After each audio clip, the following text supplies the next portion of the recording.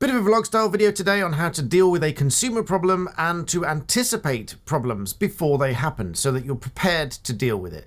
So I bought myself a dressing gown from Marks and Spencer's, a fairly nice one, fairly expensive. Actually, it was about £50 and it was really soft, but a little too soft. The fluff keeps coming off. In fact, all last night I was wondering where this fluff was coming from, and before I knew it, I was breathing it in and I was coughing, and I was really quite ill all night last night, coughing, and it was really on my chest. So it really did cause me some pain on the chest and some problems breathing. So this was the first time I'd worn it. It's not that long ago that I bought it, literally a week or two ago. The problem is I can't find the receipt. Now, you don't legally and technically need the receipt, the actual original receipt, to go and return something if it's faulty, because you have this 30 days right to reject something if it doesn't meet the requirements under the Consumer Rights Act, which includes being satisfactory quality, fit for purpose, and all the rest of it.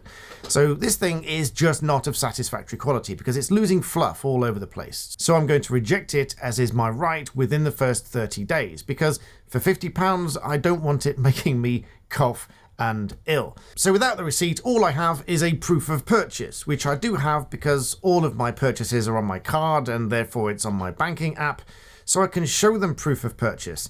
But before I even travel to the store, particularly because the roads are icy outside, I wanted to just make sure I'm not going to have a problem doing so.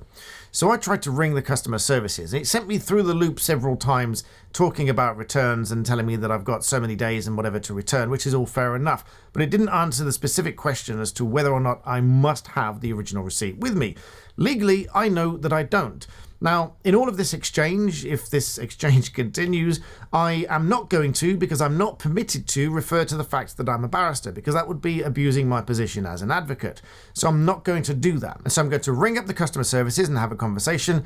Hopefully they will tell me what I want to hear, that I'm not going to have a problem. And then I'm going to actually go to the store to see whether I actually have a problem in store. And hopefully they will just refund it to my card without any problem at all. Okay, so I'm off the phone now. I've had a conversation with the customer services. They assure me that there will not be a problem taking this into the store with some proof of purchase.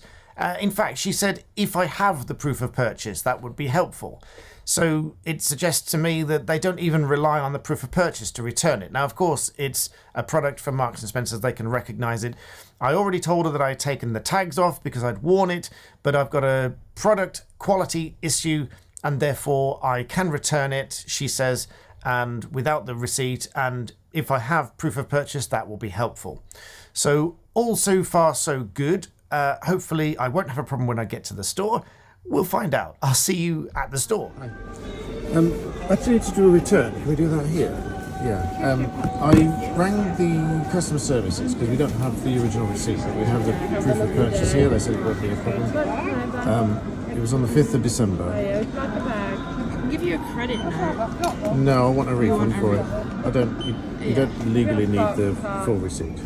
I spoke to your customer services already. It's on the 5th of December here. Yeah. What happens is, and the reason is it's a faulty product. It's not just. Oh, is it faulty? It's not just I've changed my mind. I think it'll just be in cash if that's all right. Yeah, it's fine. So as you could hear, even though I explained that I'd already spoken to the customer services and they said it wouldn't be a problem not having the original receipt, the first instinct and the first response was, I can give you a credit note, which is not lawful. They must give you a refund if you are exercising your right to reject goods within the first 30 days because they are faulty. Obviously, I did go on to explain that the product was faulty and that's the reason that I was returning it, at which point, only upon insisting on a refund, she did agree to the refund, but even then she said it will probably be in cash if that's all right. Now, I don't know what the reasoning is behind the cash. I accepted it because it doesn't really matter to me. I can take the cash, but many people may prefer that the money goes back onto the card, especially if it's a credit card or something. And that's in fact what the law says. The law says it should go back to the original payment method unless the consumer expressly agrees otherwise, which of course I did. I didn't mind the cash, that's fine, because I was going to go and buy a replacement anyway. I was going to go and look for something that didn't have the fluff coming out of it. So I did do my best to explain that I'd spoken to customer services, and then I demonstrated 2 or 3 times that this fluff just kept coming off this dressing gown. all over the place. Every time I touched it, practically, fluff came off. And in fact, last night, I was really coughing because these threads, these fibers really got into my chest and they were making me wheeze and they were making me cough. Now, not only does this make it not of satisfactory quality, but it also calls into question for me whether the product is indeed safe, because these fibers coming off the dressing gown being inhaled surely can't be safe. Now, I'm no doctor, but I can say that that can't be a good thing that you're breathing those in. Maybe I'll ask my friend who's a cardiothoracic surgeon what he thinks, because no doubt he will have some idea of what that might be doing to your lungs. It can't be good anyway. In fact, there's a piece of legislation that specifically kicks in if a product is defective and causes some kind of damage or injury. That's the Consumer Protection Act of 1987.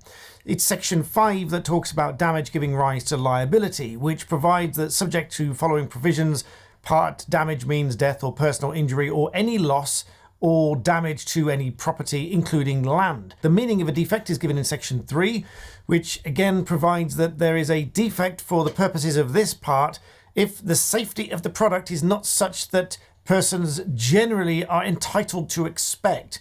And for those purposes, the safety in relation to the product shall include the safety with respect to products comprised in that product and safety in the context of risk of damage to property as well as risk of death or personal injury.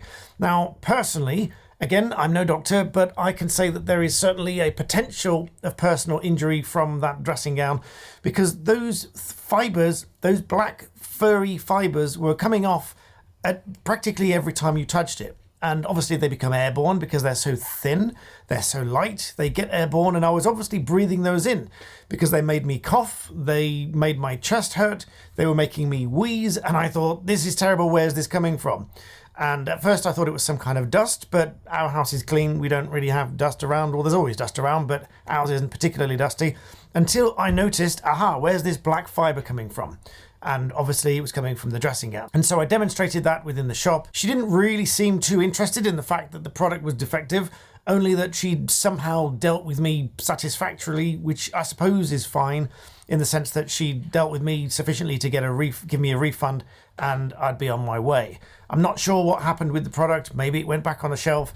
Ideally, that should be reported back up through the management and to the whatever safety team that look after the products for Marks and Spencer's.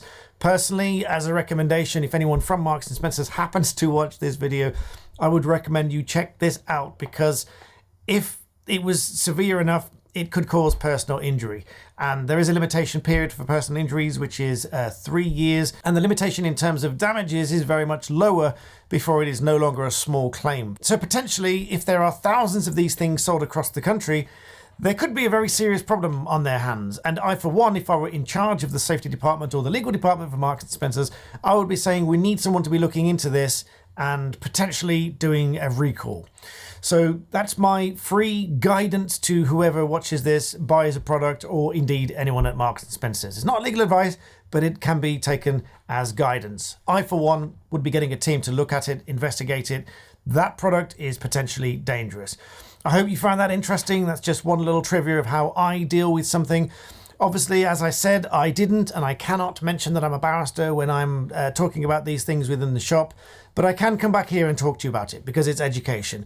But nonetheless, she still did try to argue with me at first, saying that she can give me a credit note, but ultimately, when I did push the point, did give me a refund. But even then, in cash, as opposed to a refund to the card, which it should have been to the card. But hey-ho, 9 out of 10 for Marks & Spencer's for giving me the refund for a defective product. Maybe I knocked that down to 8 out of 10 because the product was actually faulty in the first place. I hope you found that interesting. Please do like, subscribe. I'll see you next time.